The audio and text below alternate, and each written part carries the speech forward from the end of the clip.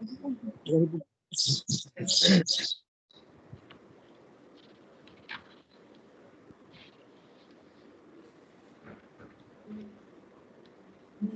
मी सांगितल्याप्रमाणे नानाजी देशमुख कृषी संजीवनी प्रकल्पामध्ये 3 टप्पे आहेत.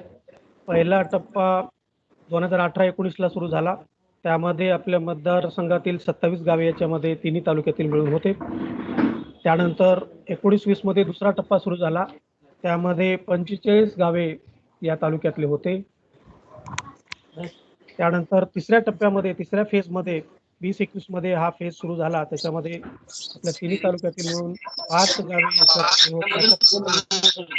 77 गावांचा समावेश या प्रकल्पांतर्गत आहे. स्क्रीन शेअर करा ना व्यवस्थित. एक एक नाही.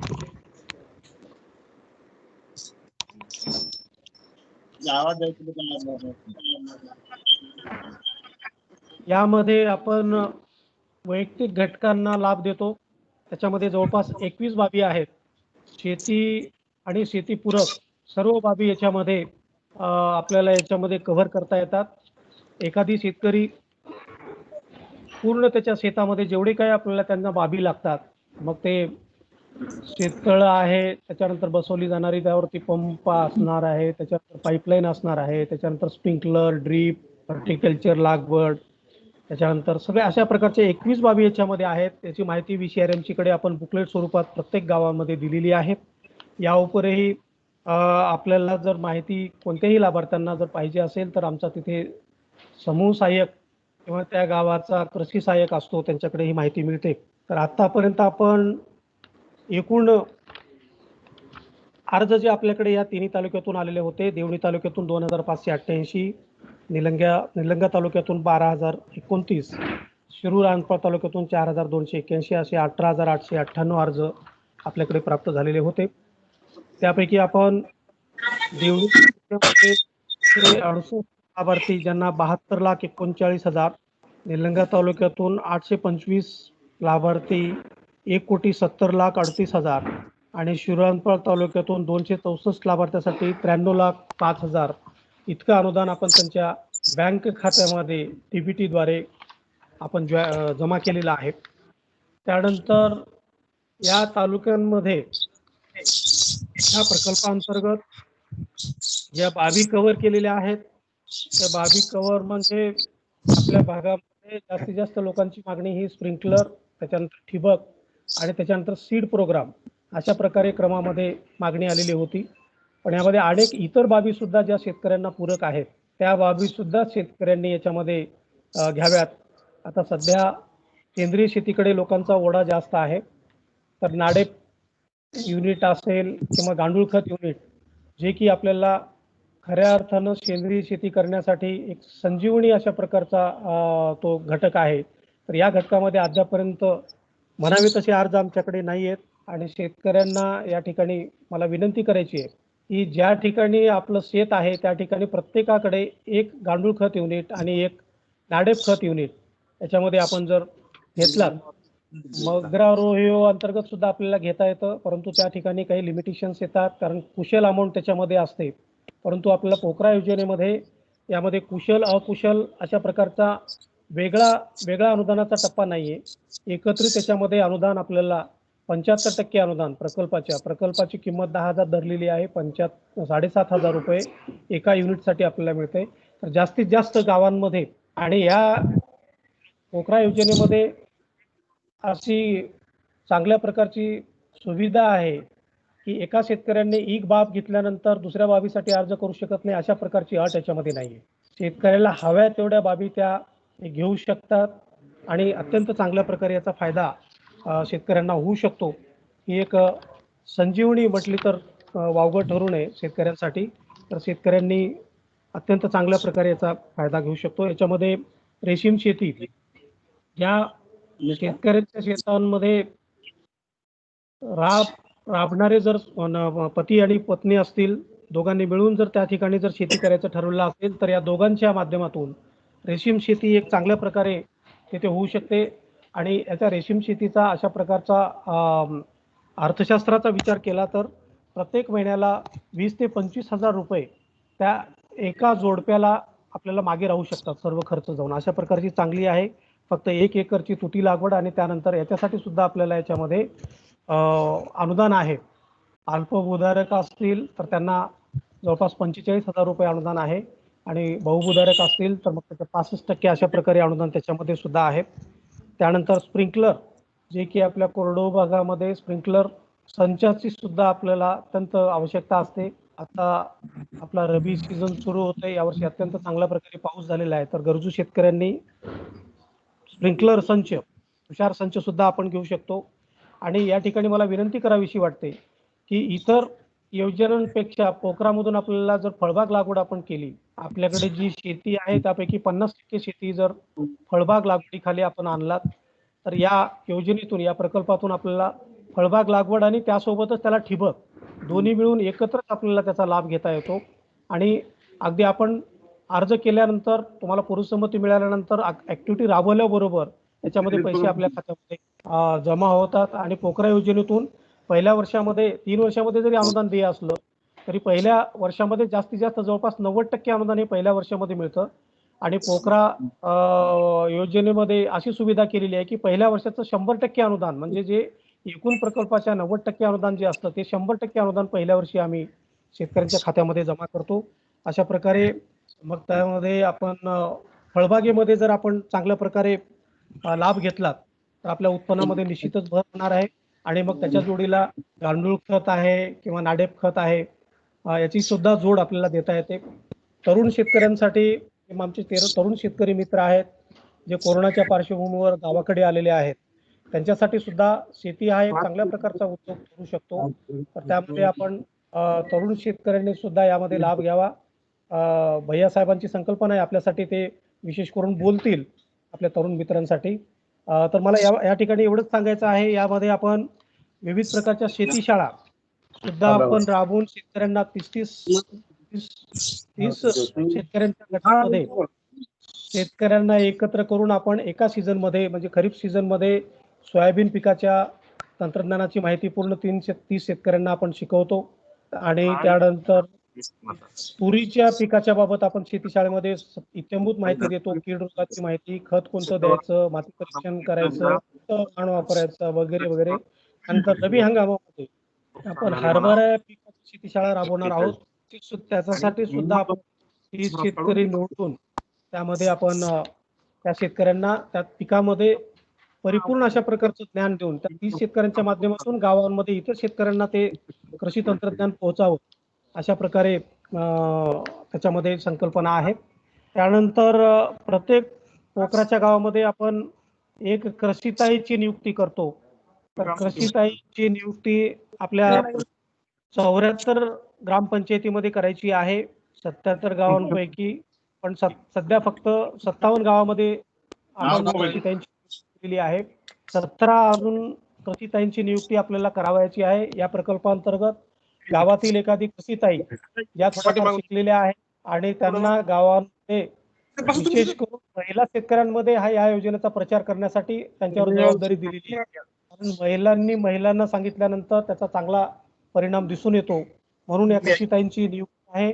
आणि या कृषीताईंना प्रतिमाह 500 रुपये मानधन, अशा प्रकारे या योजनेतून आपण मानधन सुद्धा 500 रुपये प्रतिमाह देतो. त्यांना फक्त एवढंच करायचं की गावांमध्ये या योजनेच्या प्रकल्पांच्या घटकांची माहिती फक्त महिला शेतकरी ज्या आहेत त्यांच्यापर्यंत पोहोचवायचं आहे. अशा प्रकारे ती सुद्धा सुविधा या प्रकल्पामध्ये आहे. म्हणजे प्रकल्पामध्ये नानाजी देशमुख कृषी संजीवनी प्रकल्प, जो की आपल्याला पोखरा या नावानं आपल्याला परिचित आहे, त्याच्यामध्ये सर्व काही आहे, मागेल ते आपल्याला याच्यामधून मिळतं. तर त्यासाठी सर्व शेतकरी बांधवांना माझी विनंती आहे की आपण या योजनेमध्ये सहभाग मोठ्या संख्येने घ्यावा. या वैयक्तिक स्वरूपाच्या काही योजना मी तुम्हाला बोलताना सांगितल्या, पण अशा प्रकारचे 21 प्रकारचे घटक आपल्याला यामध्ये घेता येतात. त्यामध्ये मधुमक्षिका पालन आहे, मत्स्यपालन आहे, त्यानंतर कोंबडी पालन आहे, कुक्कुटपालन, भूमिहीन मजुरांसाठी शेळी पालन आहे, परंतु सध्या त्याला स्थगिती आहे. आता सध्या या योजनांमध्ये 6 बाबींना स्थगिती आहे. त्यामध्ये पंपसंच, पाईपलाईन, यांत्रिकीकरण, विहीर, शेळी पालन आणि सामुदायिक शेततळे या 6 बाबी जर सोडल्या तर उर्वरित सर्व बाबीसाठी आपण अर्ज करू शकतो. त्यांना पूर्वसंमती मिळते आणि अनुदान त्यांच्या खात्यावरती जमा होऊ शकतं. या 6 बाबीसाठी मात्र सध्या फक्त रद्द नाही आहेत, स्थगिती आहे. तर ती कालांतराने ती सुद्धा स्थगिती उठेल आणि मग त्याच्या इच्छुक लाभार्थ्यांना सुद्धा आपल्याला लाभ देता येईल. अशा प्रकारे या ठिकाणी सांगतो. आणि दुसरा एक याच्यामध्ये भाग आहे, वैयक्तिक घटकांव्यतिरिक्त काही सामुदायिक स्वरूपाचे घटक सुद्धा यामध्ये आपल्याला घेता येऊ शकतात. त्याबद्दल आमचे उदगीरचे उपविभागीय कृषी अधिकारी तीर्थकर साहेब आमचे सहकारी या ठिकाणी उपस्थित आहेत. तर ते सामुदायिक स्वरूपाचे ज्या बाबी आहेत त्या बाबी कशा प्रकारे राबवायच्या आणि त्यामध्ये कुठल्या कुठल्या प्रकारचा लाभ शेतकऱ्यांना घेता येतो, तरुण शेतकरी मित्रांना घेता येतो, अशा प्रकारे माहिती आमचे तीर्थकर साहेब देतील. त्यांना विनंती करतो की त्यांनी ती माहिती द्यावी.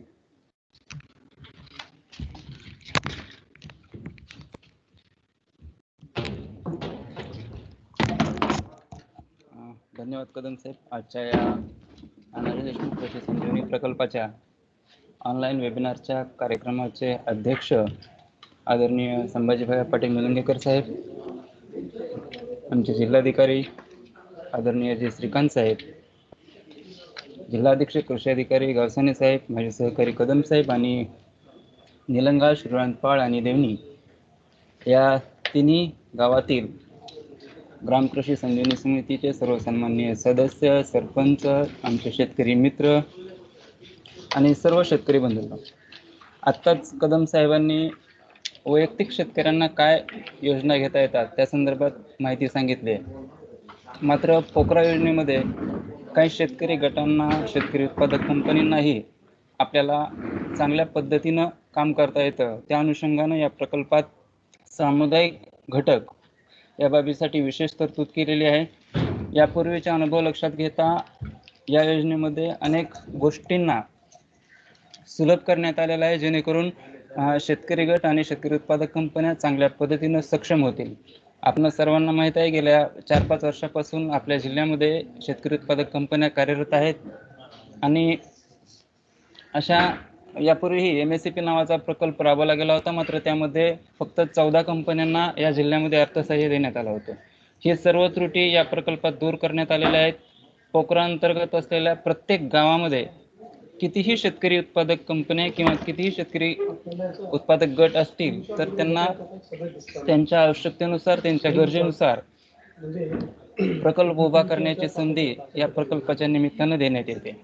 साधारणपणे या बाबीसाठी जे काय मार्गदर्शक सूचना आहेत किंवा ज्या पद्धतीने आपल्याला काम करायचंय त्याबद्दल मी थोडीशी माहिती देतो. यामध्ये या शेतकरी उत्पादक कंपन्यांना किंवा गटांना सक्षम करण्यासाठी थोडक्यात आपल्या भागामध्ये जी पिकं आहेत त्याच्यामध्ये सोयाबीन आहे, तूर, उडीद, मूग आहे, हरभरा आहे आणि अनेक फळपिकंही आहेत, भाजीपालाही आहे. अशा सर्व पिकांना डायरेक्ट बाजारात विकण्यापेक्षा त्यांच्यावर प्रक्रिया करून किंवा त्यांच्यावर छोट्या छोट्या मूल्यवर्धनाच्या गोष्टी करून, जसं आपल्याकडे ज्वारी होते, ज्वारी स्वच्छ करून आपण विकू शकतो. आपल्याकडे तूर, मूग, उडीद मोठ्या प्रमाणात होतं, तो बाजारात तसंच विकण्यापेक्षा त्याला थोडंसं डाळ जर करून विकलं तर आणखी त्याच्यामध्ये जास्त फायदा होऊ शकतो. मग यासाठी लागणारी यंत्रसामुग्री, त्याचं शेड, या बाबीला अनुदान देण्याचं किंवा या बाबी आपल्याला मार्केटमध्ये पोहोचवण्यासाठी जे काय शेतकऱ्यांना किंवा शेतकरी उत्पादक गटांना उद्योग म्हणून उभा करायचा आहे त्या उद्योगाच्या सर्व बाबीसाठी या प्रकल्पातून मदत आहे. आता डाळ मिल पूर्वी आपल्या प्रकल्पातून देतच होतो, कृषी विभागाच्या योजनेतून, ज्याच्यामध्ये 1.5 लाख रुपयाचं अनुदान होतं. मात्र पोखरामधून ज्यावेळेस आपण ही योजना देतो त्यावेळेस त्याला लागणारं शेड, त्याला लागणाऱ्या इतर मशिनरी किंवा पॅकेजिंग, हे सर्व गोष्टी याच्यामध्ये येत आहेत. त्याच्यामुळं या योजनेचा सर्वांनी जास्तीत जास्त लाभ घ्यावा ही शेतकऱ्यांना नम्र विनंती आहे. आता याच्यामध्ये कोण कोण लाभ घेऊ शकतं, तर पोखरा अंतर्गत असणाऱ्या गावातील जे काही नोंदणीकृत शेतकरी गट आहेत, मग आत्माचे असतील, आबाडचे असतील किंवा MSRLM योजनेतून असतील, फक्त ते शेतकऱ्यांचे गट असावेत, असे सर्व शेतकरी गट यामध्ये लाभ घ्यायला पात्र आहेत. त्यासोबतच ज्या शेतकरी उत्पादक कंपन्या आहेत त्याही याच्यामध्ये लाभ घेण्यासाठी पात्र आहेत. आता हा प्रकल्प कसा असावा, तर हा प्रकल्प आपल्या भागामध्ये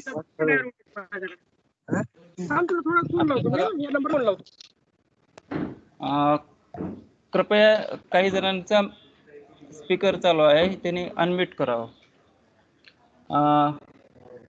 हा प्रकल्प उभा करताना आपल्या भागामध्ये जी काही पिकं आहेत, मग ते डाळवर्गीय पिकं असतील, सोयाबीन असेल, फळपिकं असतील, भाजीपाला असतील, जे काही पिकं आहेत त्या कोणत्याही पिकावर कोणत्याही पद्धतीनं प्रक्रिया करण्यासाठी शेतकरी गटांना मुभा आहे. त्यामुळे तो प्रकल्प फक्त त्याचा कच्चा माल आपल्या भागामध्ये उपलब्ध असावा, फक्त एवढीच याच्यामधली अट आहे. आता पूर्वी सरसकट कर्जाची अट होती, मात्र आता ती अट शिथिल करण्यात आलेली आहे. साधारणपणे 20 लाख रुपयाच्या आतला जर त्याचं प्रकल्प मूल्य असेल तर त्याला कुठल्याही कर्जाची अट नाही, आणि 20 लाखाच्या जर पुढे असेल तर मात्र किमान 75% कर्ज घेणं बंधनकारक आहे. आता या प्रकल्पासाठी अनुदान किती मिळतं, तर साधारणपणे 1 कोटीपर्यंतचा प्रकल्प हा शेतकरी गट किंवा शेतकरी उत्पादक कंपनी करू शकते, आणि त्याला जास्तीत जास्त 60% किंवा 60 लाख रुपयापर्यंतची मदत या प्रकल्पातून देता येते. आता यामध्ये आपल्या भागामध्ये जर प्रकल्प कोणते कोणते घेता येतात याचा जर विचार केला तर अवजारे बँक, ज्याच्यामध्ये ट्रॅक्टर, रोटावेटर, मळणी यंत्र, म्हणजे आपल्या पिकाच्या नांगरणीपासून ते काढणीपर्यंत असणारी सर्व आवश्यक जी यंत्रसामुग्री आहे ती आपल्याला या प्रकल्पामध्ये सामूहिक अवजारे बँक या प्रकल्पाखाली घेता येते. त्यानंतर संकलन केंद्र, म्हणजे एखाद्या पिकासाठी समजा आपण हरभऱ्याचं संकलन केंद्र केलं किंवा सोयाबीनचं संकलन केंद्र करू शकतो. त्यानंतर गोडाऊन्स किंवा छोटे वेअरहाऊस, त्यानंतर रायपनिंग चेंबर, कोल्ड स्टोरेज, आणि अनेक प्रकारची प्राथमिक प्रक्रिया केंद्र, कूलिंग व्हॅन किंवा फेंडिंग कार्ट, म्हणजे फिरतं बाजार विक्री केंद्र. तर अशा अनेक गोष्टी. आता हे फक्त मी तुम्हाला नमुना सांगितला. ॲक्च्युअल आपल्याला याच्यामध्ये प्रचंड स्कोप आहे. आपण कुठल्याही पद्धतीचा उत्पन्न वाढवण्याच्या दृष्टिकोनातून शेतमालावर प्रक्रिया करणारं कोणतंही युनिट आपण करू शकतो. आता याच्यामध्ये शेतकरी गटांनी कागदपत्र कुठले द्यायचे आहेत, तर त्याच्यामध्ये संस्थेचं नोंदणीपत्र एक आवश्यक आहे. त्यानंतर आपल्याला जे काम करायचं आहे, जो प्रकल्प करायचा आहे त्याचा प्रकल्प अहवाल देणं आवश्यक आहे. आपल्या ज्या संस्थेची नियमावली आहे ती संस्थेची नियमावली, त्याचा ऑडिट रिपोर्ट, आणि त्याच्यामध्ये काय अंदाज एस्टिमेट्स असतील तर ते एस्टिमेट आपल्याला द्यावे लागतील. या प्रकल्पामध्ये अजून एक विशेष आहे की ज्या प्रकल्पावर आपल्याला ज्या जमिनीवर हा प्रकल्प उभा करायचा आहे ती जमीन स्वतःची असली तर अतिउत्तम, नसेल तर ती 20 वर्षाच्या भाडेकराराने आपण ती घेऊ शकता. सर, आज अखेर आपल्या लातूर जिल्ह्यामध्ये असे 33 प्रकल्प सादर झालेले आहेत. त्यापैकी 26 प्रकल्पाचं काम चालू आहे आणि 10 प्रकल्पाचं काम आज पूर्णत्वावर आहे. आणि निलंगा, देवणी आणि शिरवानपाळ या 3 तालुक्यांचा विचार केला तर 8 शेतकरी उत्पादक गट आणि कंपन्यांनी आपल्याकडे प्रस्ताव सादर केलेले आहेत, आणि त्यापैकी 2 प्रकल्पांचं काम सुरू झालेलं आहे.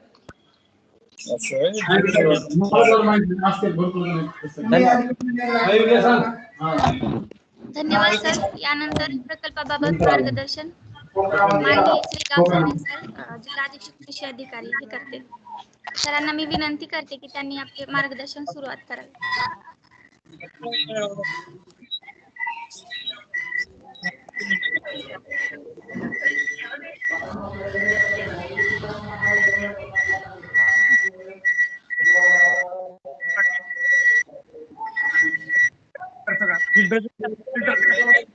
सर्वांना विनंती आहे की आपण आवाज येतोय मध्ये होतोय. सर्वांना विनंती आहे की आपले माईक करावे. गावसाने सर. मी आपल्या पहिल्यांदा सर्वांचं स्वागत करतो आजच्या कार्यशाळेचे उपस्थित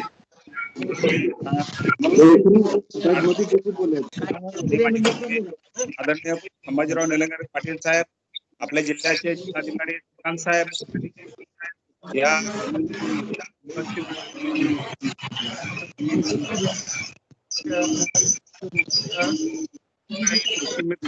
आणि कृषी विभागाचे सर्व अधिकारी कर्मचारी,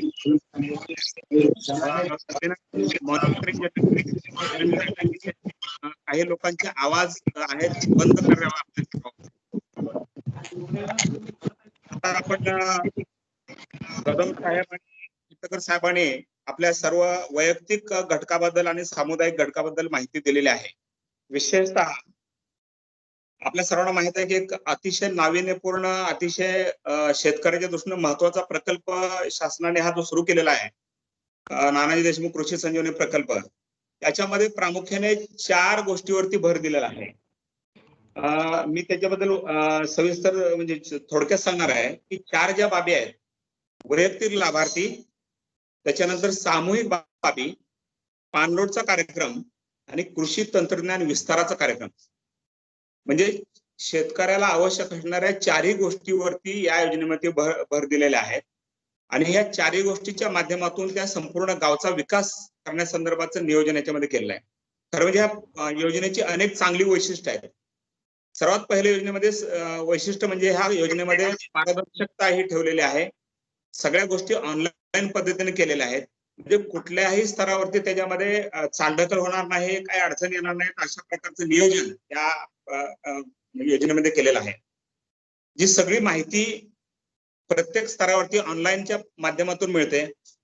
मुंबईच्या कार्यालयापासून ते गावातल्या प्रत्येक शेतकऱ्याला आपल्या अर्जाचं काय स्थिती आहे, आपला अर्ज कुठल्या स्तरावरती आहे याच्याबद्दलची माहिती मिळते. हा सर्वात महत्वाचा पार्ट आहे. दुसरा, आपण जी ग्राम संजीवनी समिती आहे, या समितीच्या माध्यमातून मंजुरी घेतल्यानंतरच आपण कामाला पुढे सुरुवात करतो. हा दुसरा पार्ट आहे. आणि तिसरा जो पार्ट आहे की याच्यामध्ये गावातल्या लोकांना, शेतकऱ्यांना आवश्यक असणाऱ्या जवळजवळ सगळ्या बाबींची पूर्तता करण्याचं नियोजन केलं आहे. मी आता याच्यामध्ये जवळजवळ 21 प्रकारच्या बाबी आहेत. विहिरीपासून, शेततळ्यापासून, कुक्कुटपालनपासून, इतक्या सगळ्या बाबी ज्या शेतकऱ्यांना आवश्यक आहे, त्याच्या माध्यमातून शेतकऱ्यांचा विकास होऊ शकतो, अशा सगळ्या बाबी याच्यामध्ये कव्हर केल्या आहेत. आपल्या जिल्ह्यामध्ये साधारणतः आपले जे 3 तालुके आता आपण जे आजच्या चर्चेमध्ये घेतले त्यामध्ये 20 क्लस्टर्स आहेत आणि 77 गावं याच्यामध्ये कव्हर होतात. आणि या सगळ्या गावामध्ये आतापर्यंत जवळजवळ 3 कोटी 35 लाख 3.35 कोटी 3 कोटी 35 लाखाचं 1357 लाभार्थ्यांना आतापर्यंत आपण लाभ दिलेला आहे. आणि मध्यंतरी थोड्याशा काही अडचणी होत्या, परंतु आता परत सगळ्या ज्या बाबीला राज्यस्तरावर मान्यता देण्याच्या संदर्भात आता परत राज्यस्तरावर सूचना दिलेल्या आहेत. त्या सूचना येऊन सुद्धा जवळजवळ 15 दिवस होऊन गेलेले आहेत. मी आपल्या सर्व क्षेत्रीय कर्मचाऱ्यांना, विशेषतः क्लस्टर असिस्टंट आणि कृषी सहाय्यक, या दोघांनाही मी सूचना करणार आहे की आपल्याला माहित आहे की परत आणखी काही अडचणी येतात, मग ह्या सगळ्या बाबीची मंजुरीची प्रक्रिया बंद पडते. त्याच्या अगोदर आपल्या सर्व लोकांचे अर्ज, रजिस्ट्रेशन आणि शेतकऱ्यांच्या अर्जाची प्रक्रिया सुरू झाली पाहिजे, जेणेकरून कुठलाही लाभार्थी आपला वंचित नाही राहिला पाहिजे. मग अशी कदम साहेबांनी महत्वाचा मुद्दा मांडला की एखाद्या लाभार्थ्याने एका बाबीसाठी अनुदान घेतलं म्हणजे मग तो या योजनेमधून बाद झाला किंवा त्याला दुसऱ्या बाबीचा लाभ घेता येणार नाही, अशा प्रकारची कुठलीही तरतूद यात नाही. ज्या ज्या शेतकऱ्याला त्याच्या शेतीच्या विकासासाठी ज्या ज्या गोष्टी लागतात त्या सगळ्या गोष्टी तो शेतकरी आपल्या योजनेमध्ये आपल्याला घेऊ शकतो. तर या अनुषंगानं मी 2-3 मुद्दे या ठिकाणी मांडणार आहे. विशेषतः एक मुद्दा आवर्जून मांडायचा आहे की आपल्याकडचे काही शेतकऱ्यांचे पूर्वसंमतीचा विषय, ज्या शेतकऱ्यांनी काम केलेलं होतं परंतु त्यांच्या पूर्वसंमती रद्द झाल्या होत्या, त्या संदर्भात आदरणीय भैयासाहेब आणि माननीय जिल्हाधिकारी महोदय या दोघांनीही पाठपुरावा करून या सर्व शेतकऱ्यांचे ते प्रकरण मंजूर करण्याचं काम केलेलं असल्यामुळे अनेक शेतकऱ्यांचं त्यामधून सुटका झालेल्या, अडचण निराकरण झालेलं आहे. दुसरा मुद्दा आहे की आपल्याकडे कृषीताई, प्रत्येक गावासाठी एक कृषीताई नेमणूक करण्याच्या संदर्भात सूचना आहेत. मागच्या 1 वर्षापासून अनेक अशी गावं आहेत, आम्ही भरपूर पाठपुरावा करतोय, परंतु अनेक गावामध्ये कृषीताईची नेमणूक झालेली नाही. तर आम्ही विनंती करणार आहे की आपल्या दृष्टीने ही अतिशय महत्वाची बाब आहे. आपल्याला एक महिलांचं, कारण ह्या योजनेमध्ये महिलांना सुद्धा मागे नाही राहायला पाहिजे, याच्यासाठी कुठल्या योजनेमध्ये अशी तरतूद नसताना या योजनेमध्ये खास तरतूद केलेली आहे. त्यामुळे सगळ्या समित्यांनी कृषीताईची नेमणूक करण्याच्या संदर्भात लवकरात लवकर कारवाई करावी. आणि एक महत्वाचा मुद्दा मी मांडणार आहे, भैयासाहेब इथे आहेत, कलेक्टर साहेब आहेत, की नेहमी आपण ओरडत असतो की आपल्याकडे अनेक योजनेच्या संदर्भात टार्गेट नसतं, अनेक योजनेच्या संदर्भात टार्गेट म्हणजे योजनाच येत नाही किंवा आले तर टार्गेट कमी असतं. तर या योजनेमध्ये तसं नाही. त्यामुळे जास्तीत जास्त लोकांनी अर्ज करावेत आणि मग जर समजा उद्या काही टार्गेटचा प्रश्न आला तर निश्चितपणे आणि वरिष्ठ स्तरावरती आम्ही प्रयत्न करू. त्यामुळे अर्ज करण्यामध्ये कमी पडू नये अशी मी सगळ्यांना विनंती करणार आहे. आणि काही बाबीला सध्या मंजुरी नाही, त्यासाठी पण लोक पाठपुरावा करतायत. तर मी हे सांगणार आहे की पहिल्यांदा ज्या बाबीला मंजुरी आहे त्या बाबीमध्ये जास्तीत जास्त लोकांनी लवकरात लवकर काम सुरू करावं. सर्वात महत्वाचं पार्ट आहे की रजिस्ट्रेशन करणे आणि अर्ज करणे. शेतकऱ्यांची पहिल्या 2 गोष्टी आहेत. तर त्या गोष्टी पहिल्यांदा झाल्या तर मग तुमचा क्लेम पुढे राहतो. नाहीतर मग बऱ्याच वेळा असं होतं की आपण ह्या सगळ्या करता करता वेळ निघून जातो आणि मग पुन्हा काही शासनाचे धोरणं असतात, त्या धोरणामुळे पुन्हा ते बंद पडलं की मग आपण पुन्हा ओरडत बसतो की मग मला त्यात अर्ज करायचा होता, मग ते राहून गेला. असं व्हायला नको. त्याच्यामुळे अर्ज करण्याची आणि नोंदणी करण्याची प्रक्रिया मात्र सर्वांनी लवकरात लवकर करावी. आपल्या जिल्ह्यामध्ये 282 गावामध्ये आपण ही योजना राबवतोय.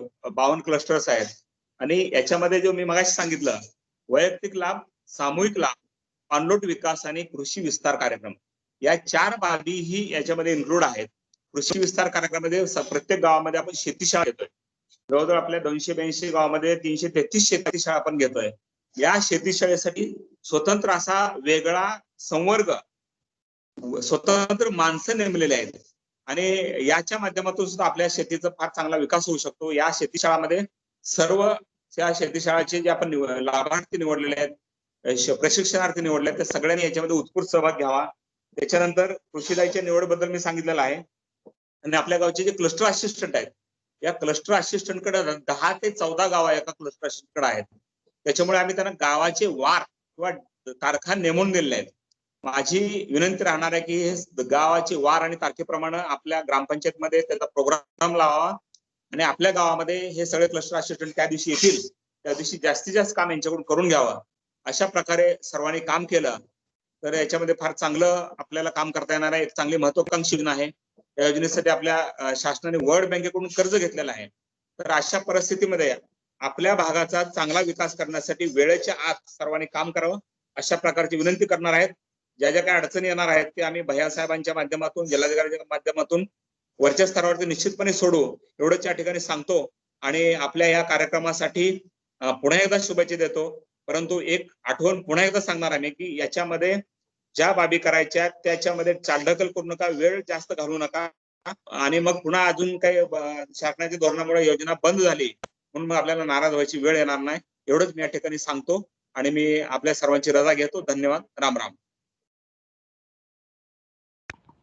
धन्यवाद सर. निश्चितच आपल्या शेतकरी बांधवांना एक मोलाचे असे मार्गदर्शन लाभले आहे. यानंतर मी आपल्या जिल्ह्याचे माननीय जिल्हाधिकारी श्री जी श्रीकांत यांना विनंती करते की आपण प्रकल्पाबाबत काही सूचना द्याव्यात. भारतरत्न नानाजी देशमुख कृषी संजीवनी प्रकल्प माननीय संभाजी भैया पाटील मागील पालकमंत्री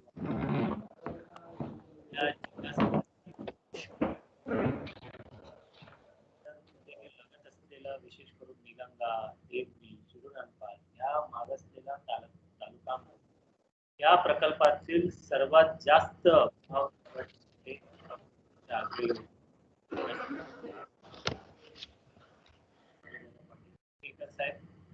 आणि विशेष करून भारतरत्न नानाजी देशमुख यांच्या नावाने हे प्रकल्प नामांकित करत असताना विशेष करून कृषीमध्ये सर्व घटकाच्या सर्व प्रत्येक एक इंडिव्हिज्युअल बाबीवर लक्ष ठेवून यापूर्वी कृषीमध्ये निगडीत योजनांचा जे काही त्रुट्या होत्या त्याला त्रुट्या दूर करून एकंदरीत हा योजना आपल्याकडे आलेला आहे आणि आपल्या योजनामध्ये सर्वात जास्त आणि मराठवाड्यामध्ये सर्वात जास्त गाव आपल्या जिल्ह्यामध्ये ते या योजनेमध्ये गाव सहभाग आहे. आणि आता एकंदरीत बघतो आता या कालावधीना किंवा अलीकडे इलेक्शन लागल्यापासून थोडा हा योजनाकडे विशेष करून आपल्या कृषी यंत्रणा थोडे मंदावलेली असलेली या ठिकाणी बोलू इच्छितो.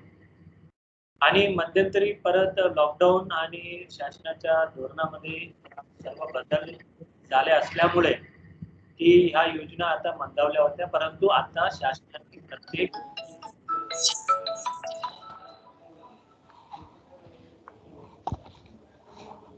सूचना दिलेला आहे. आणि माननीय कृषी मंत्री महोदय परवा आढावा बैठक घेत असताना त्या ठिकाणी सन्माननीय लोकप्रतिनिधी प्रश्न विचारले होते आणि सन्माननीय लोकप्रतिनिधी प्रश्न विचारले असताना त्यावेळेला ह्या गोष्टी सांगितल्या आहेत माननीय मंत्री महोदयांनी की या योजनामध्ये आता कशाही गोष्टीमध्ये कमतरता होणार नाही. त्यामुळे विशेष करून आता ज्या योजनामध्ये पुढाकार घेऊन आपल्या जास्त गाव निवडण्यामध्ये ज्यांचे आग्रह होते असे साहेबांच्या मतदारसंघामध्ये आपण कुठल्याही कृषी विभागाच्या कुठलाही अधिकारी यामध्ये कमतरता पडू नये. 77 गावाच्या ज्या वेळेला मी आकडेवारी बघत असताना जास्त झालेलं, परंतु या योजनामध्ये जवळपास 1 करोड रुपये एक प्रत्येक याला योजनामध्ये एवढं कॅपिंग अजिबात नाही. या योजनेमध्ये प्रत्येक गोष्टी आपण समाविष्ट करू शकतो. कृषी निगडीत म्हणजे अशा कृषी निगडीत एकही गोष्ट अशी शिल्लकच ठेवलेली नाही, एकही गोष्ट शिल्लकच ठेवलेली नाही. आणि त्यामुळे कृषीमध्ये सर्वात जास्त या सर्व गोष्टी आपल्याला करता येतं. आणि आता पुढील कालावधीमध्ये आपल्याला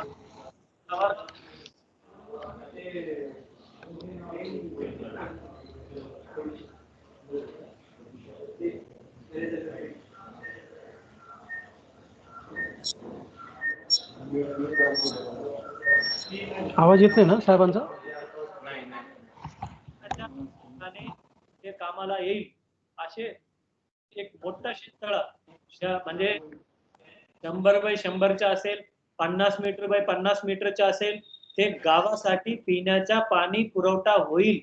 जर टंचाई नाही लागली मग त्या सामूहिक शेततळ मग इतर शेतीसाठी काम करता येईल अशी अनुषंगाने दिली होती. आपण ह्या प्रकल्प आराखड्यामध्ये आपण ते समाविष्ट पण केलेलं आहे. त्यामुळे विशेष करून काही प्रश्न होते ताडमुगलीमध्ये ते त्यांनी विहिरी बनवल्या होत्या, ते क्षेत्राच्या बाहेर होते आणि शासनाच्या विशेष परवानगी देऊन त्याला मंजुरी सुद्धा आपण दिलेला आहे. आता काही कमी पडतो तर मला वाटतं गावाची सरपंच आणि गाव पातळीवर समिती कमतरता पडेल. कारण गाव पातळीवर समिती असेल, गाव पातळीवर सरपंच असेल की तुम्ही या योजनामध्ये जास्तीत जास्त शेतकऱ्यांना फायदा करून देऊ शकतात. दुर्दैवाने गेल्या वर्षी सुद्धा संकट आल्या, या वर्षी सुद्धा आपण संकटातून जातोय आणि आता परतीचा पाऊस सुद्धा येणार आणि त्यामध्ये सुद्धा मोठ्या प्रमाणावर शेतीचे नुकसान होईल या दिशेने आपण म्हणजे या म्हणजे होणार नाही, परंतु वस्तुस्थितीला काय आपण मुकरू शकत नाही. आणि आता परतीचा पाऊस सुद्धा मोठ्या प्रमाणावर पडेल असे अंदाज वर्तवला जातं. त्यामुळे ह्या करीब तरी गेला, परंतु रब्बी मध्ये मोठ्या प्रमाणावर काम करण्याची फार मोठी संधी आहे आणि या सीझन मध्ये जास्तीत जास्त आपण काम करून घ्यायची आहेत. आणि ज्या ज्या गोष्टीच्या अडचणी आहेत आता माननीय संभाजी भैया बोलतीलच, आणि जे ज्या अडचणी आहेत ज्या प्रत्येक गावनिहाय जे काय अडचणी आहेत, मी कृषी अधिकारी जे तालुका कृषी अधिकारी आहेत, उपविभागीय कृषी अधिकारी आहेत, गावनिहाय काय समस्या आहे, एका गावामध्ये प्रगती नसेल का प्रगती नाही आहे, एक गावनिहाय तुम्ही त्याचा म्हणजे प्रगती नसल्यामुळे प्रगती न होण्याचा कारण काय हे माननीय पालक म्हणजे संभाजीभाई पाटील निलंगेकर साहेबांना आपण ही वस्तुस्थिती सांगावा. या गावामध्ये आता 77 गाव आहेत, 20 क्लस्टर आहेत, 77 गावामध्ये एका गावामध्ये प्रगती होत नाही, त्याचा कोण कारणीभूत आहे, कुठे कारणीभूत आहे? जर गाव पातळीवर समिती कारणीभूत आहे किंवा त्या ठिकाणचे कृषी अधिकारी कारणीभूत आहे. जर कृषी अधिकारी कारणीभूत आहे, कौसाने साहेब कोणाला मुलाज करू नका, त्यांच्या विरुद्ध कारवाई करा. कारण अत्यंत कष्टाने वर्ल्ड बँक स्पॉन्सर्ड योजना विशेष करून मराठवाड्याला जास्तीत जास्त गाव तत्कालीन मुख्यमंत्री महोदय श्री देवेंद्र फडणवीस साहेब यांनी त्यावेळेला योजना आणत असताना आणि मार्गदर्शन करत असताना या गोष्टीला जास्त लक्ष देणे. कारण या पूर्वीचे योजना कृषीचे 10 योजना होत्या, 50 योजना होत्या, ते एक एक योजनामध्ये अडकाटी होत होत्या आणि तो सर्व अधिकारी ठरवायचो आणि ते काम करायचं. आता गाव पातळीवर समिती ठरवणार काय करायची आणि गाव पातळीवर समिती ठरवेल कोणत्या सामूहिक रीतीने काय करायची आहे. यामध्ये अशा कुठलाही गोष्टी शिल्लक ठेवलेला नाही. असे शिल्लक ठेवला असेल तर अजूनही सांगा, त्या गोष्टी आपण समाविष्ट करू शकतो, त्याला रिवाइज्ड आराखडा मंजुरी आपण घेऊ शकतो. त्यामुळे आता जागतिक बँकनी या स्पॉन्सर केलेल्या योजना आहेत आणि भारतरत्न नानाजी देशमुखच्या नावाने ह्या योजना महाराष्ट्रामध्ये चालवल्या जातं. त्यामुळे या योजनामध्ये कोणताही दिरंगाई ते खपून घेतलं जाणार नाही. आणि कृषी अधिकारी विशेष करून मला या आठवड्याभरामध्ये पुढच्या सोमवारी पर्यंत प्रत्येक गाव निहाय काय अडचण आहे, या गावामध्ये प्रगती नसेल त्याचं कारणभूत कोण आहे, एखाद्या ठिकाणी समितीच फॉर्म नाही केली, काही ठिकाणी स्थानिक राजकारणाची काही प्रश्न असतील ते माननीय संभाजी भैयांना सांगावा आणि जेणेकरून भैयांनी त्या प्रश्न त्यांच्या पातळीवर राजकीय पातळीवर ते प्रश्न सोडवतील. परंतु अधिकाऱ्यांच्या कमतरतामुळे, अधिकाऱ्यांच्या हलगर्जीपणामुळे या योजनाचा प्रगती कमी नाही झाला पाहिजे, हे कटाक्षाने लक्ष द्यावा.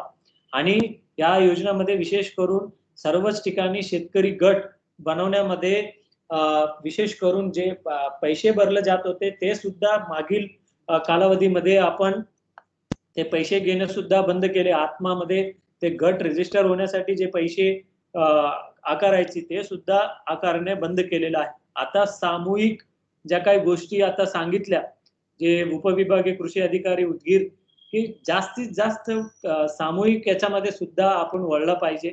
दुर्दैवाने काय आपण इंडिव्हिज्युअल फार्मिंग म्हणजे स्वतःची माझ्या शेत, माझं छोटे, आता तुमची शेत म्हटले तर तुमची शेत किती एकर आहे, 2 एकर, 3 एकर, 4 एकर, या 4 एकराच्या शेती करत तुम्हाला काय हे सर्व गोष्टी परवडणार नाही.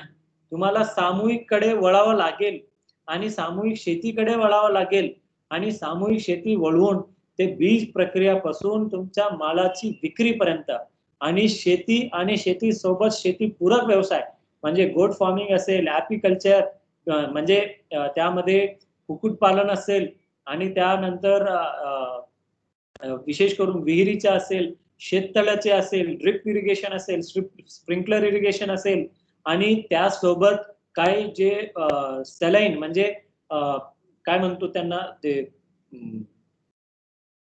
त्यामध्ये खारपान पट्टा म्हणजे ज्या शेती फार नुकसान झालेले आहेत म्हणजे खार झालेले आहेत, काही ठिकाणी खूप मोठ्या प्रमाणावर ऊस घेऊन त्या शेती पडीक झालेल्या आहे, त्या पडीक शेतीच्या सुद्धा पुनर्जीवन आपण करू शकतो. या अशा प्रत्येक घटकाच्या योजना यामध्ये समाविष्ट आहेत आणि अशा कुठल्याही गोष्टी वंचित ठेवलेली नाही.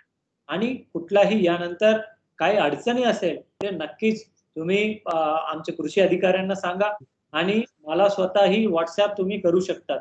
सर विशेष मी आपल्याला सांगायला वाटतो प्रॉब्लेम होता आणि परीक्षेत आता त्यांच्या हद्दीच्या फक्त लगतच नाही, त्यांच्या गावामध्ये राहत नाही, त्याच्या हद्दीचे थोडेफार असतो ते सुद्धा घटक क्लस्टर म्हणूनच आम्ही समाविष्ट करून त्यांच्या कारवाई करतो. तो एकंदरीत सर ह्या योजनामध्ये मी ऍक्सेप्ट करतो की या लॉकडाऊनच्या कालावधीमध्ये ऑक्टोबर पासून थोडं दिरंगाई झालेलं आहे, परंतु यापुढे होणार नाही असे सर्व अधिकाऱ्यांना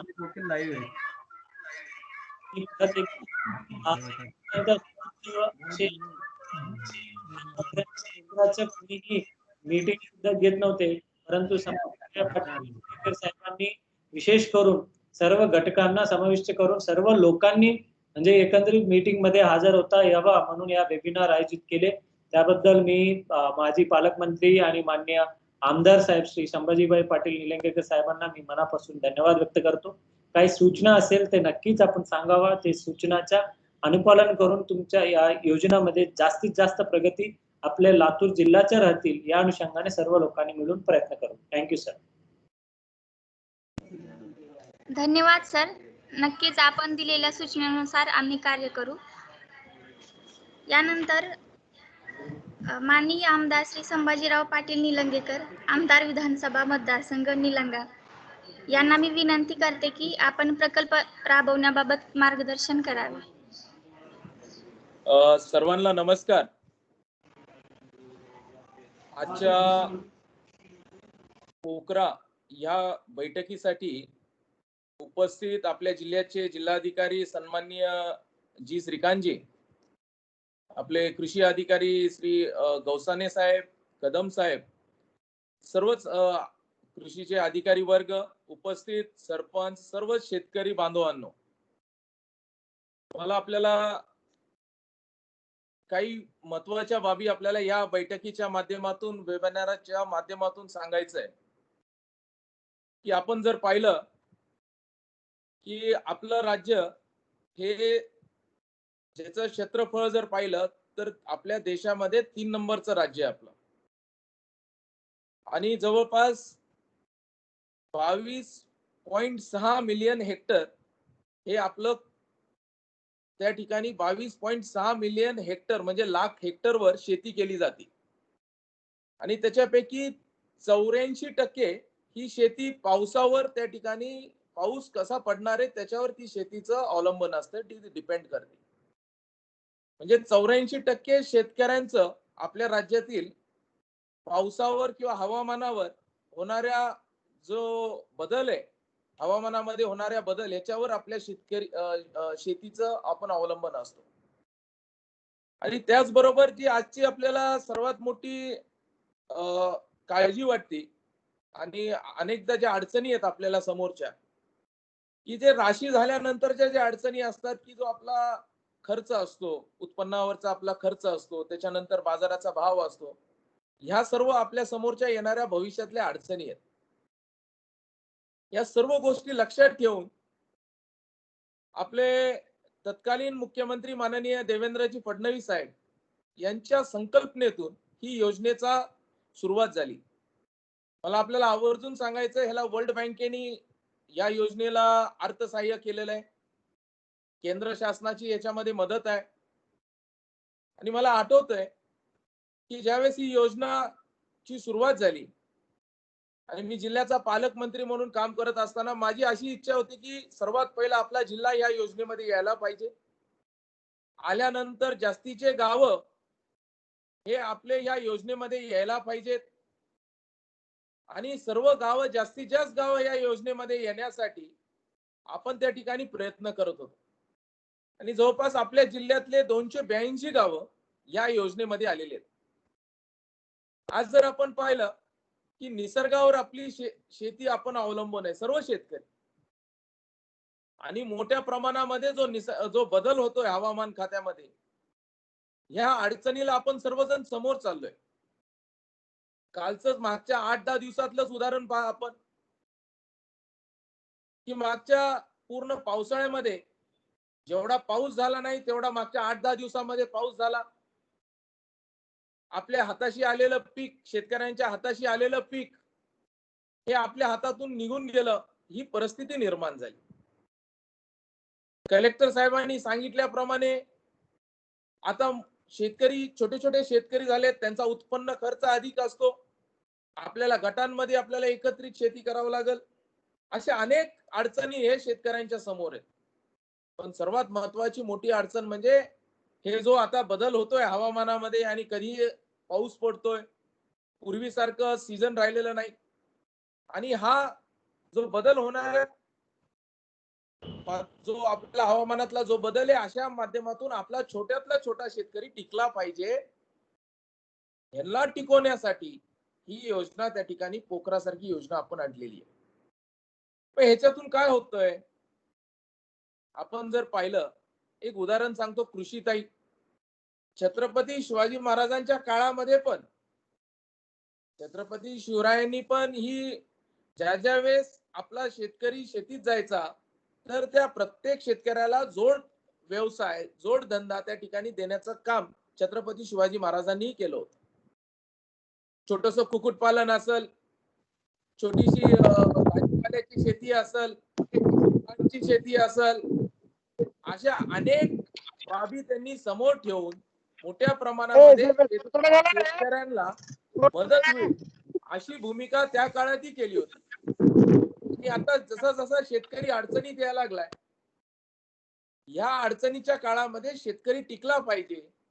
मग टिकत असताना एकदम अतिवृष्टी झाली, हाताचं पीक गेलं, मग त्या काळामध्ये शेतकऱ्यांनी छोटे छोटे, जर कुठं भाजीपालाचं असेल, हॉर्टिकल्चर असेल, शेड मध्ये त्यांनी आपल्या त्या ठिकाणी फुलाची शेती असेल, अशा छोट्या छोट्या जर त्याला जोड धंदा किंवा जोड शेती जर केली तर तो टिकला जाईल, ही भूमिका ह्याच्या माध्यमातून.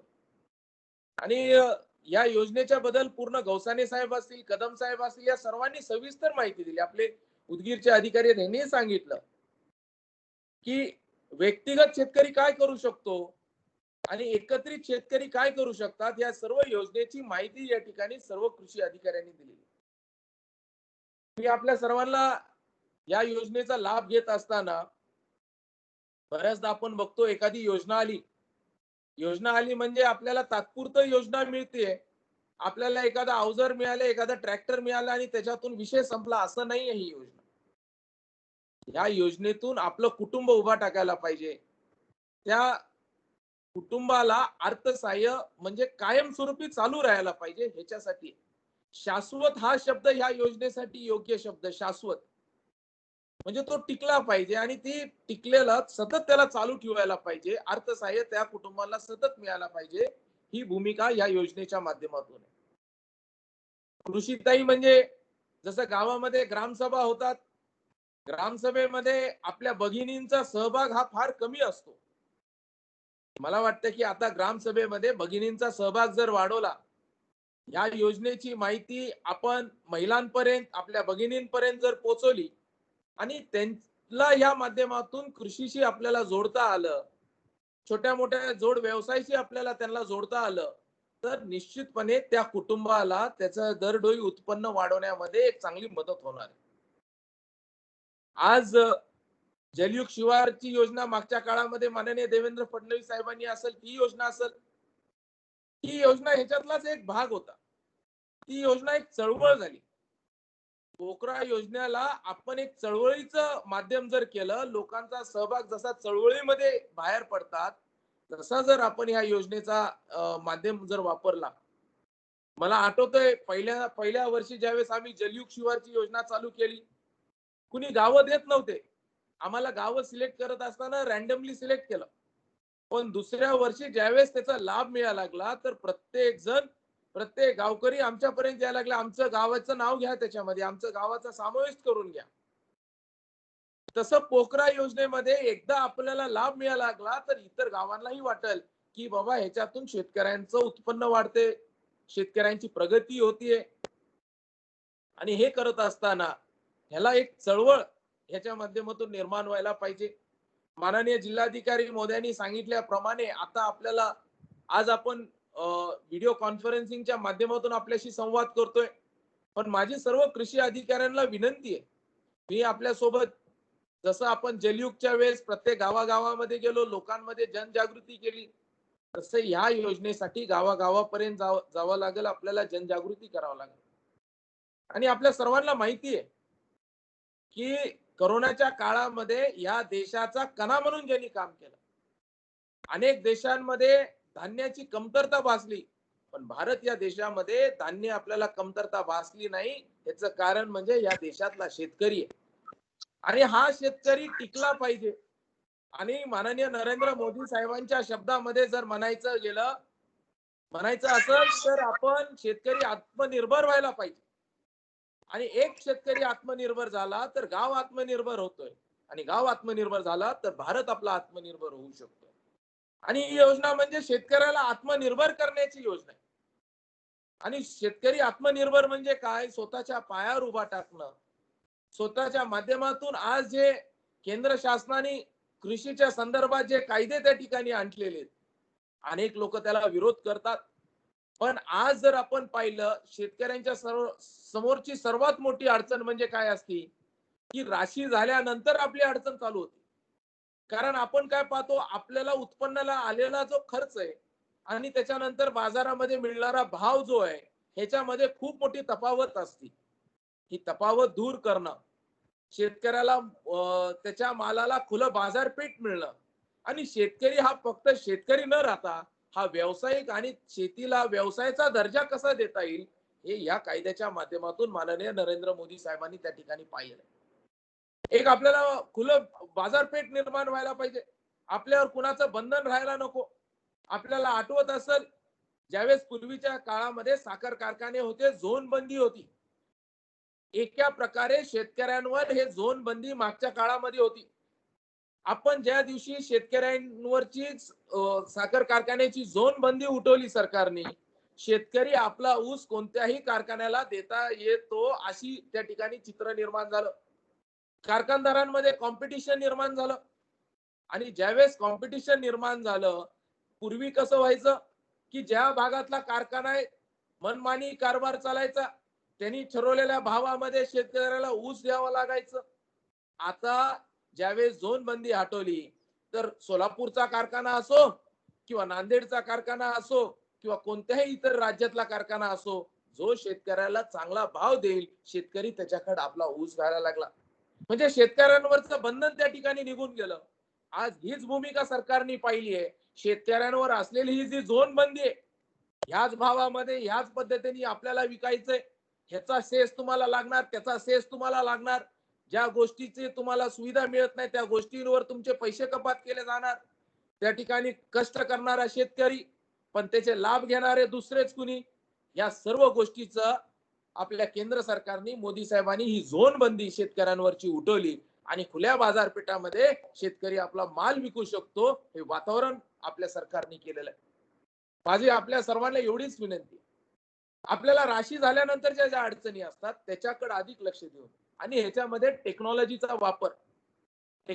वापर आपल्याला तंत्रज्ञानाचा वापर करता यावा. जसं तंत्रज्ञानाचा वापर जर झाला तर जो आपला खर्च असतो उत्पन्नावरचा तो कमी होणार आहे. छोटा शेतकरी असेल तर त्याला अधिक उत्पन्न होतं. गट शेती जर आपण तयार केली, लोक एकत्रित, सर्व शेतकरी एकत्रित मिळून केलं, तर जो आपल्याला लागणारा जो कॉमन खर्च असतो तो त्या ठिकाणी निघून जातो. या अनेक गोष्टीला प्रोत्साहन देण्यासाठी आपण या माध्यमातून ही योजना आपल्यापर्यंत आणलेली आहे. हे आमचे सर्व कृषी अधिकारी, जिल्हाधिकारी मध्ये आम्ही सर्वच आम्ही आपल्यापर्यंत येऊ. ह्या योजनेचा एक चळवळ म्हणून आपल्याला कसे निर्माण करता येईल.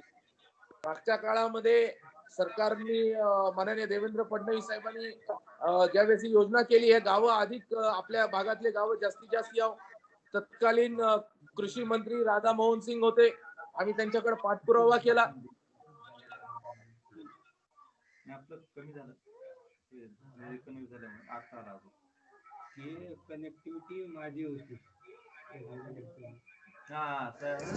सर आवाज येत नाहीये सर, आपला म्यूट झालाय सर.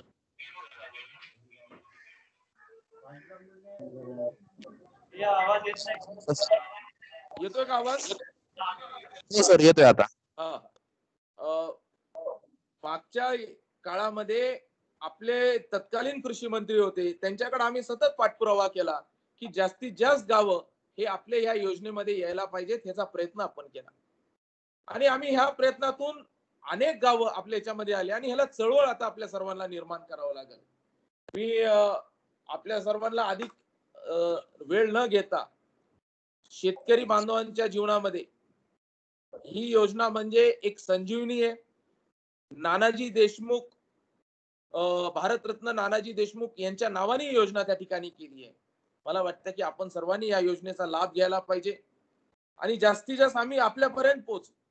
सर्व अधिकारी, लोकप्रतिनिधी आम्ही आपल्यापर्यंत पोहोचू आणि गावातला प्रत्येक कुटुंब, मी आपल्याला सांगतो, या योजनेचा लाभ महाराष्ट्रातील 5,000 गावं निश्चित करण्यात आली. 5,000 पैकी 282 गावं आपल्या जिल्ह्यात आणि 77 गावं हे आपल्या निलंगा विधानसभा मतदारसंघातले. आणि ह्याच्यामध्ये महाराष्ट्रातल्या 7.5 लाख ते 10 लाख शेतकऱ्यांना ह्याचा लाभ मिळणार. आज या 10 लाख शेतकऱ्यांपैकी आपल्या भागातले किती शेतकरी आहेत हे निश्चित आपल्या सर्वांना करावं लागेल. आणि जास्तीत जास्त म्हणजे घरातला, गावातला प्रत्येक शेतकऱ्याला याचा लाभ कसा देता येईल हा प्रयत्न आपण करायला पाहिजे. एक जलयुक्त जसं आपण एक चळवळ निर्माण केली, मला आठवतंय आम्हाला समाधान सर्वात जास्त कधी वाटलं जिल्हाधिकारी महोदय या बैठकीमध्ये, ज्या दिवशी दिल्लीमध्ये पूर्ण देशामध्ये सर्वात अधिक पाण्याची पातळी हे लातूर जिल्ह्याची वाढण्यात आली आहे हे सांगितल्यानंतर जो अभिमान आम्हाला वाटला. 5 मीटरनी आपल्या लातूर जिल्ह्याची पाण्याची पातळी वाढली. ही पाण्याची पातळी वाढणे हे आपल्यासाठी नाहीये, हे आपल्या लेकरा बाळांचं भविष्य आपण तिथं पाहिलेलं आहे. त्यांचं भविष्य आपण कसं सुरक्षित करता येईल हे याच्यातून आम्ही पाहिलेलं आहे. मला आठवतंय ज्यावेळेस हा पुरस्कार मिळाला, जिल्हाधिकारी महोदय, माननीय आपले त्यावेळेस कमिशनर होते, आम्ही सर्वजण हा पुरस्कार घ्यायला गेलो. म्हणजे 5 मीटर पाणी खाली जाण्यासाठी जो आपण जमिनीतला पाण्याचा उपसा केला, हे मागच्या 35 वर्षामध्ये हा उपसा केल्यानंतर पाणी आपलं संपलं. हे मागच्या 3 ते 4 वर्षामध्ये माननीय जिल्हाधिकारी महोदयांना माहिती आहे, आपल्या सर्वांच्या प्रयत्नातून या जमिनीतला पाण्याची पातळी आपण वाढवलेली आहे. हे जलयुक्त मधून आपल्याला माध्यमातून आपण हे सिद्ध करू शकतो. आणि 84% शेतकरी हा पावसाच्या पाण्यावर डिपेंड आहे. म्हणून आज आपल्याला पावसाच्या पाण्याचं आपण पाहत असताना वाहून जाणारं पाणी, पावसाचं थेंब ना थेंब पाणी आपण अडवायला पाहिजे. मला वाटतं की ह्याही योजनेत भविष्यामध्ये विचार करत असताना आपण जे निसर्गामध्ये होत असणारे बदल डोळ्यासमोर ठेवून, खरं तरी योजना निसर्गामधले बदल होणारे जे बदल आहेत ते डोळ्यासमोर ठेवून ही योजना महत्वाची. कारण सर्वात मोठं नुकसान शेतकऱ्यांना या हवामान खात्याच्या अचानकच्या अतिवृष्टी असेल, कधी मध्ये 40 दिवस पाऊस पडत नाही. मला आठवते माननीय जी श्रीकांतजी साहेबांना आठवत असेल, साहेब गेल्या वर्षी आपल्याला 42 दिवस 45 दिवसाचा आपल्याला खंड पडला. आणि ह्यावेळेस काय झालं की 8 दिवसामध्ये 25% पाऊस पडला. म्हणजे हा जो बदल आहे, आणि ह्याच्यात नुकसान कुणाचं होतं? खंड पडला, शेतकऱ्यांचं नुकसान. एकदम पाऊस झाला, शेतकऱ्यांचं नुकसान. असे जे बदल होत आहेत, ह्या बदलमध्ये शेतकरी कसा टिकला पाहिजे, या योजनेच्या माध्यमातून आपल्याला सांगितलं जातंय, प्रशिक्षण दिलं जातंय. त्यामुळे प्रत्येकाने आपल्याला टिकायचं असेल, या योजनेचा लाभ घ्या. या चळवळीचा भाग आपण सर्वजण व्हावं, ही विनंती मी आपल्या सर्वांना करतो. आणि आम्ही आपल्या सर्वांपर्यंत, आम्ही सर्व पूर्ण अधिकारी आपल्या सर्वांपर्यंत पोहोचतो. आताच अनेक गावांमधल्या लोकांची अशी मागणी आहे की आमच्या इथं आता पंचनामे चालू झालेत, अनेक पाऊस, म्हणजे मी हा विषय बैठकीचा जरी नसलं तरी मला कृषी अधिकारी आहेत, या बैठकीच्या माध्यमातून अनेक लोकांपर्यंत आपण जातो की पंचनामे चालू केले, पुन्हा 8 दिवसामध्ये पाऊस पडला, पुन्हा दुबार पंचनामे.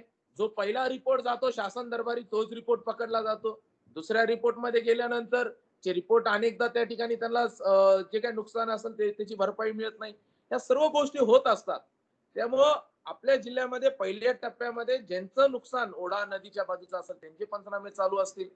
परत त्याच्यानंतर दुसऱ्या टप्प्यामध्ये ज्यावेळेस हे जे आपल्याला पुढच्या 8 दिवसामध्ये पावसाचं सांगितलेलं परतीच्या पावसाचं हे झाल्यानंतर ह्या सर्व गोष्टीचे एकत्रित पंचनामे पूर्ण जिल्ह्याचे केले जातील. पुण्याचेही, म्हणजे माझी सर्व कृषी अधिकाऱ्यांना विनंती आहे, आपणही आपल्या माध्यमातून शेतकऱ्यांना धीर द्यायला पाहिजे की बाबा आम्ही कुणाचे पंचनामे करणार नाहीत अशी आमची भूमिका नाहीये. सर्वांचे पंचनामे केले जातील आणि जे काही नुकसान झालं असेल ते सरकार दरबारी आपण पाठवू.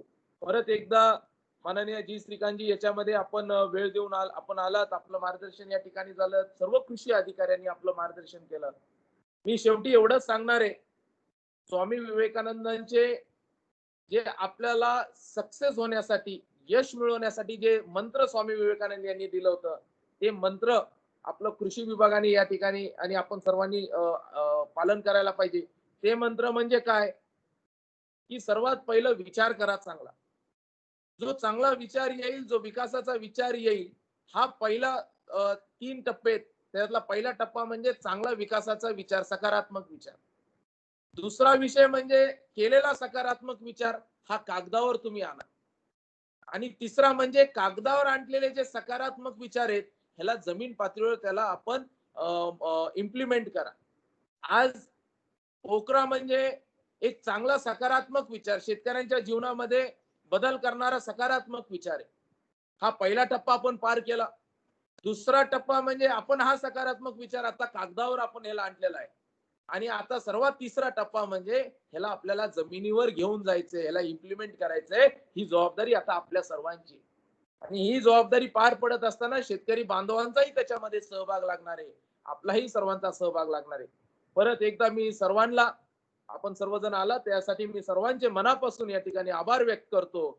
आणि या भागातला शेतकरी, महाराष्ट्रातला शेतकरी हा विकसित व्हायला पाहिजे, हा स्वबळावर उभा टाकायला पाहिजे, एवढीच आई तुळजाभवानीकडे प्रार्थना करतो आणि माझे 2 शब्द थांबवतो. जय हिंद, जय महाराष्ट्र.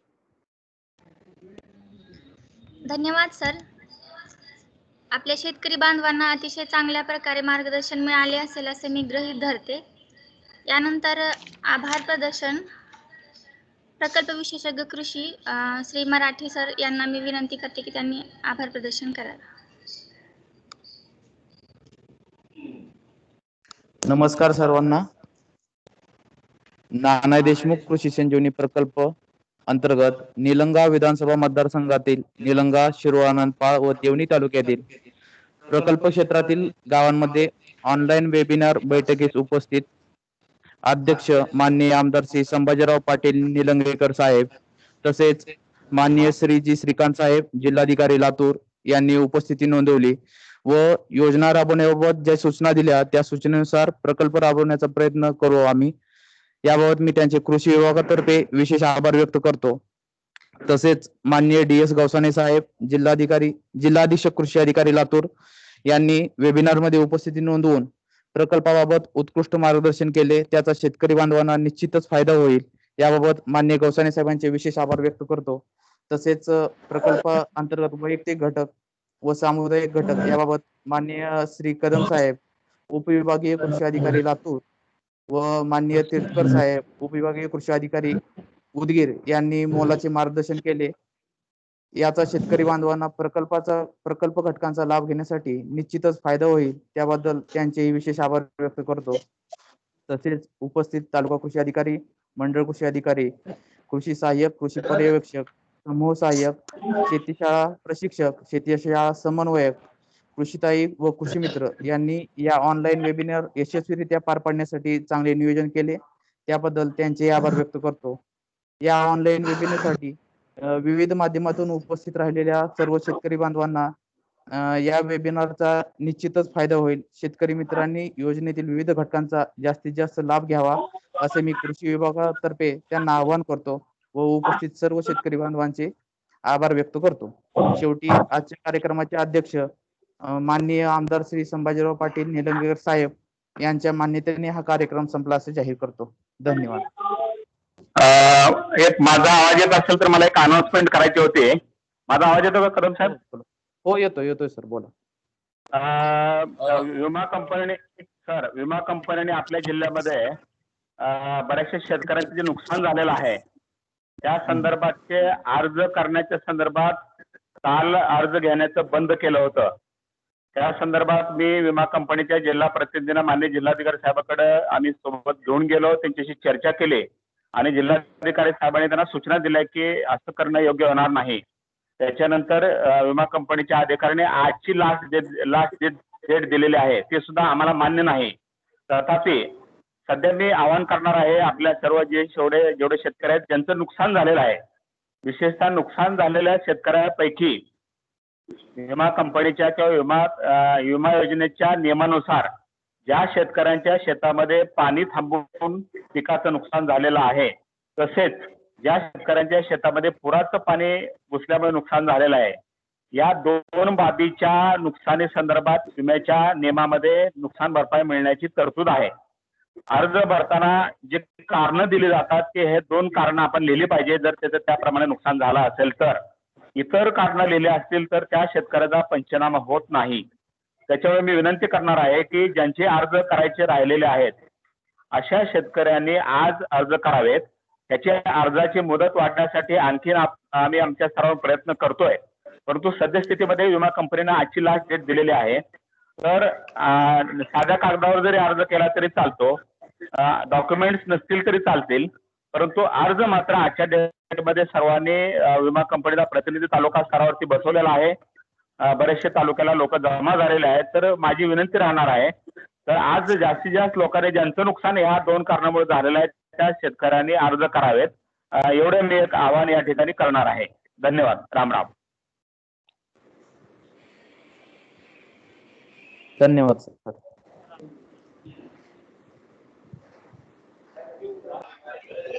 धन्यवाद सर, थँक्यू.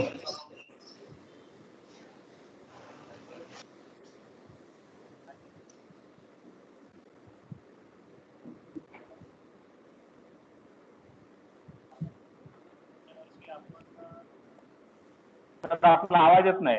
आपला मला वाटतं जिल्हाधिकारी महोदय काय सांगतायत, परंतु आपला आवाज येत नाही सर. येतोय का आवाज? आता येतो? आता येतोय. लहान आलेला आहे सर. गेल्या वर्षी सुद्धा अशाच पद्धतीने नुकसान झाल्या होत्या आणि आपण आणि मी तुमच्या मतदारसंघामध्ये फिरून ते सर्व पंचनामा करून जवळपास 770 कोटी पर्यंत आपण पीक विमा मिळवून दिल्या. यावर्षी सुद्धा ज्या ज्या ठिकाणी नुकसान झाल्या त्या ठिकाणी एकही शेतकरी वंचित नाही राहिला पाहिजे या अनुषंगाने कृषी विभागानं सूचना दिलीच. आणि काल पीक विमा कंपनीचा थोडेफार आम्ही अर्ज घेणार नाही असे काहीतरी नौटंकी करत होते. मी त्यांना सांगितलं की असे चालणार नाही, थोडं प्रॅक्टिकली व्हावं लागेल. प्रत्येक शेतकऱ्यांचं दिलेला अर्ज शेतकऱ्यांच्या ते नुकसान भरपाई मिळालाच पाहिजे असे त्यांना आग्रह करून सांगितलं.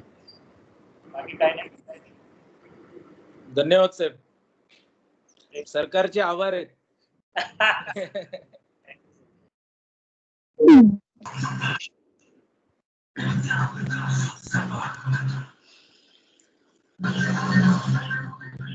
सर काय बोलू शकतो का मी? हॅलो हॅलो हा सर, मी काय बोलू शकतो का? हॅलो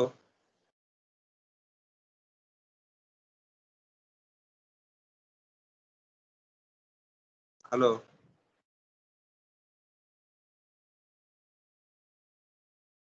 सर, आवाज येतोय?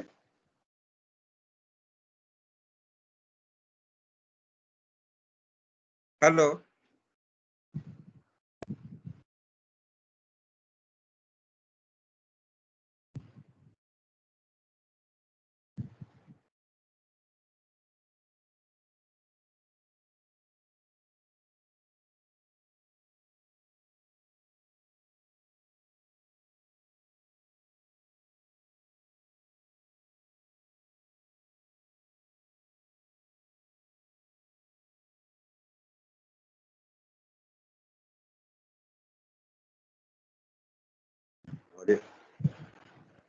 हॅलो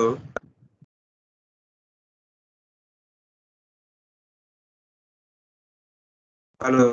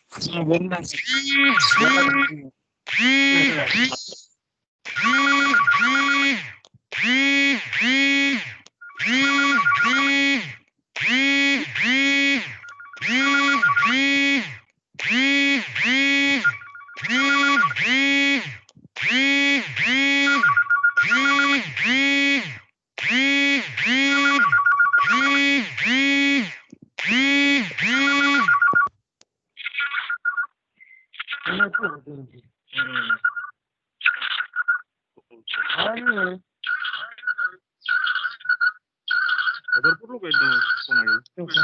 आता हे एक कलेक्टर आता म्हणलेले एक पडायचं नाही शेतकरी आता चौका चालू संपले मी म्हणले आपल्या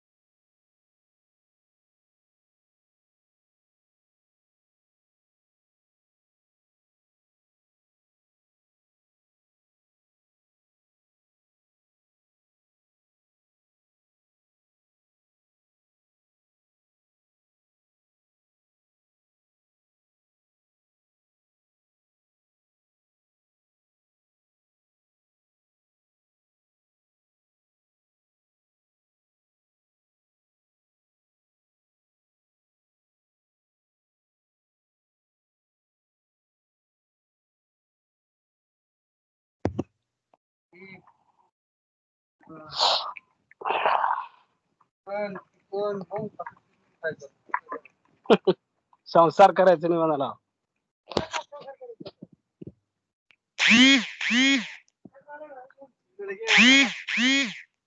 गाड्या लिहायचा ट्रॅक्टर आहे वरी आपल्या इकडून जाऊ इकडून म्हणा.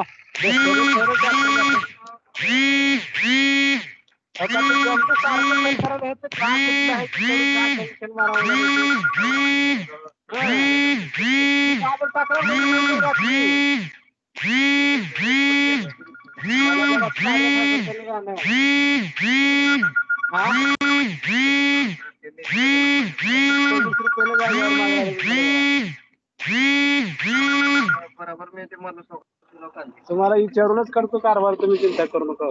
नेट कॅस आणायचा फोन 10 जाग्यात फोन करायचा मग काम आहे करू तर आज तेवढे 2 दिवसात घरात सोयाबीन मारतो आणलो बे.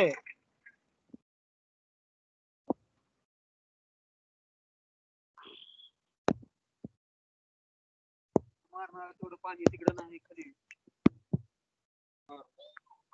कुठे ट्रॅक्टर तिथं गहू गुच्छात आहे.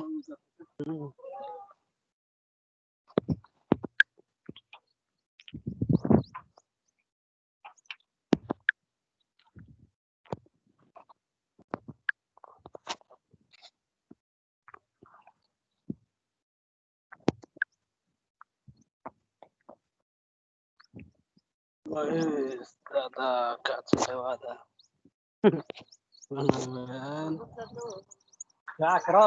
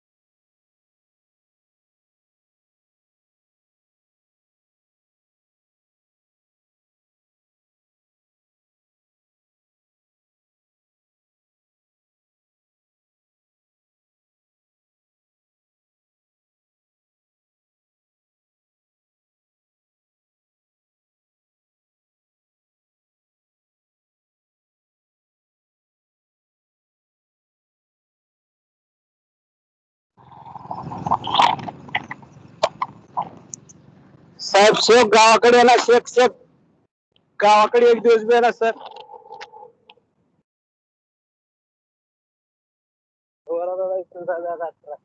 वास करा सगळे एकीकडे तर शेख एकीकडे. हॅलो साहेब